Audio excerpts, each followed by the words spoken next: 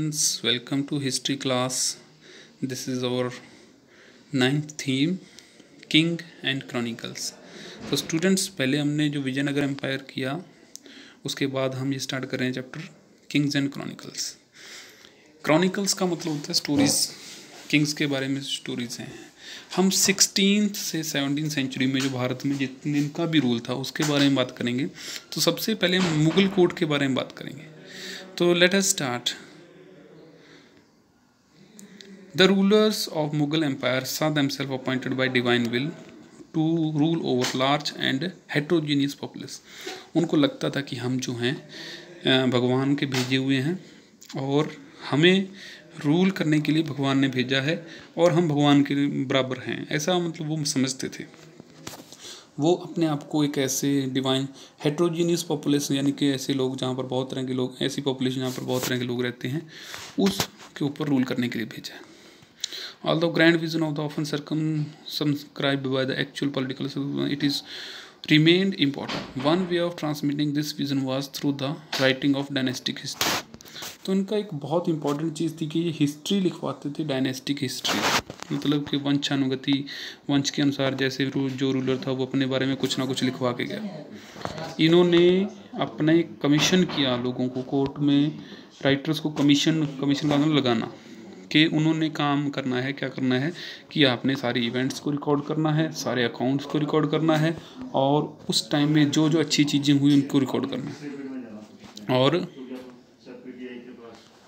पुराने की हिस्ट्री को पढ़कर दोबारा नए रूलर को पता चलता था कि डोमेन को कैसे रूल किया है, मतलब कि जो राज्य है उसको कैसे रूल किया जा सकता है। ये जो क्रॉनिकल्स थे इनको इंग्लिश ने पढ़ा, अंग्रेजों ने।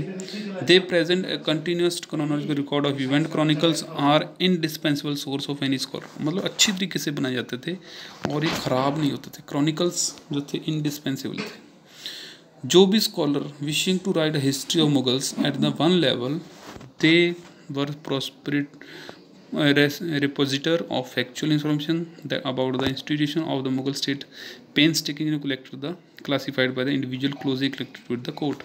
जो राजा के साथ अच्छे संबंध थे, राइटर उनसे उनके बारे में जो इन्फॉर्मेशन थी वो लेते थे और कोर्ट में प्रेजेंट होने के लिए कोर्ट के बारे में इनको काफ़ी ज़्यादा नॉलेज थी। कोर्ट्स होते थे या राइटर्स होते थे। These texts intended as the conveyor of meaning that Mughal rulers sought to impose on their orders. They therefore give us glimpse into how imperial ideologies were created and disseminated। राजा क्या थे, Mughal empire की ideologies क्या थी और उन्होंने उसको कैसे अलग अलग जगह अलग अलग तरीके से फैलाया और उनकी जो सिस्टम था वो कैसा था। Rich system of fascinating system in all dimensions, इसके बारे में पढ़ेंगे। तो सबसे पहले हम पढ़ेंगे the Mughals and their empire.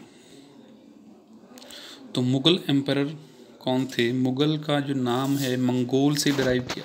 Mongol कौन थे ये आपको पता है, 11th क्लास में चंगेज़ खान के बारे में आपने पढ़ा है। तो इसको मुगल्स कहा गया, इन्होंने अपने आप को मुगल्स का नाम दिया। और ये क्या थे? तिमूरिद से, क्योंकि पहला जो आया था बाबर आया था, वो तिमूर का बेटा था। टर्किश रूलर तैमूर का बेटा था बाबर, जो इंडिया में आया और इंडिया में रूल किया। असल में पता चलता है कि ये चंगेज़ खान के डिसेंडेंट थे। चंगेज़ खान जो बाबर की मदर थी वो चंगेज़ खान की बेटी या आगे कुछ भी कह सकते हो, मतलब कि हमें इसके बारे में ज़्यादा नॉलेज नहीं है किसी को भी। चंगेज़ खान मदर साइड से मतलब चंगेज़ खान से बिलोंग करती थी, इसकी मदर जो थी चंगेज़ खान की तरफ से थी। टर्किश बोलता था जी। और इसको ये आपको पता ही है कि जो बारबेरिक ट्राइब था, मंगोलियन ट्राइब, उनका डिसेंडेंट था जी। कौन था? Babur, first Mughal ruler of India. 16th century में European use the term Mughal for Indian ruler of their branch of family. Mughals को एक ब्रांच ऑफ फैमिली के रूप में, मुगल फैमिली के रूप में यूज़ किया। और जंगल बुक जो रुडियार्ड किपलिंग ने लिखी थी उसमें मोगली जो करेक्टर है वो मुगल से लिया गया, मुगल का नाम बदलकर मोगली कर दिया गया, मजाक बनाने के लिए एक तरह कह सकते हो आप। मुगल और लोकल चीफ्टन जो मिलकर रूल करते थे, पॉलिटिकल कॉन्क्वेस्ट किए इन्होंने, एम्पायर की इस्टेब्लिशमेंट की। ज़हीरुद्दीन बाबर जो था ये सेंट्रल एशिया अपनी होमलैंड से आया था, फरगना से। Fergana by the warring Uzbek ही first establish himself at Kabul. Kabul आपको पता है कहाँ है, वहाँ पर सबसे पहले इसने अपने आप को एस्टेब्लिश किया 1526 में। उसके बाद ये आगे चला गया, नई टेरिटरी की खोज में इंडिया की तरफ आ गया। इंडिया में आया तो उसने देखा कि यहाँ पर पॉलिटिकल सिस्टम जो है वो अच्छा नहीं चल रहा, तो उसने यहाँ पर आक्रमण करने की कोशिश की। Humayun expanded the frontiers of the empire. उसके बाद हुमायूं ने इसकी फ्रंटियर्स को और बढ़ाया। अफगान लीडर जो शेरशाह सूरी था उसने एक बार इसको हरा दिया था। हुमायूं भाग गया और सफाविद के पास जाकर छुप गया। 1555 में दोबारा फिर से सूरवंश को हराकर हुमायूं ने फिर दोबारा मुगल वंश की स्थापना की। उसके बाद अकबर जो था उसको ग्रेटेस्ट माना जाता है मुगल एम्पायर में। उसने एक तो कंसोलिडेट किया अपने एम्पायर को, इसको एक्सपेंड किया। He also strongest and richest kingdom of the time. Akbar succeeded in extending the frontiers of the empire to the Hindukush mountain. Hindukush mountain जो है अफगानिस्तान की तरफ, वहाँ से लेकर ये उज्बेक जिनसे डरकर बाबर आया था उनकी पावर को चेक करते हुए, तुरान से होते सफाविद रूलर से होते हुए अकबर ने साउथ इंडिया में रूल किया, साउथ इंडिया तक रूल किया। देन शाहजहाँ जिसका सक्सेसर था औरंगजेब, और उसके बाद अलग अलग जो रूलर्स थे उन्होंने रूल किया। और इन्होंने अपने आप को जब जब भी इन्होंने रूल किया, they consolidate the various instrument of governance. Institution of an imperial structure were created. इन्होंने कोर्ट का कल्चर जो था वो डेवलप किया, एडमिनिस्ट्रेशन को, टैक्सेशन को अच्छा बनाने के लिए। Mughal power was the central power of the court. Here political alliance with another dynasties forged like with the marital relation बनाए। और अकबर जो था एक इम्पॉर्टेंट राजा था मुगल एम्पायर का, जिसने अपने एम्पायर को कंसोलिडेट भी किया था।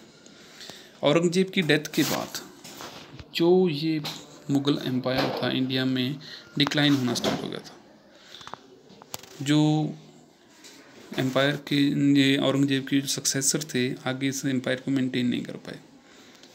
इन place of vast apparatus of the empire control from Delhi, Agra और Lahore, the different capital cities regional powers acquired greater autonomy. अब छोटे छोटे जो लोग जो पावर थी, चीफ्स थे, उन्होंने अपनी पावर ले ली और वो बन के ज़्यादा पावरफुल और मुगल एम्पायर को चैलेंज करने लगे। इस तरह से मुगल एम्पायर जो था वो डिक्लाइन हो गया। सो स्टूडेंट, नेक्स्ट टॉपिक हम नेक्स्ट वीडियो में करेंगे, तब तक इसके आप नोट्स बनाइए। Thank you.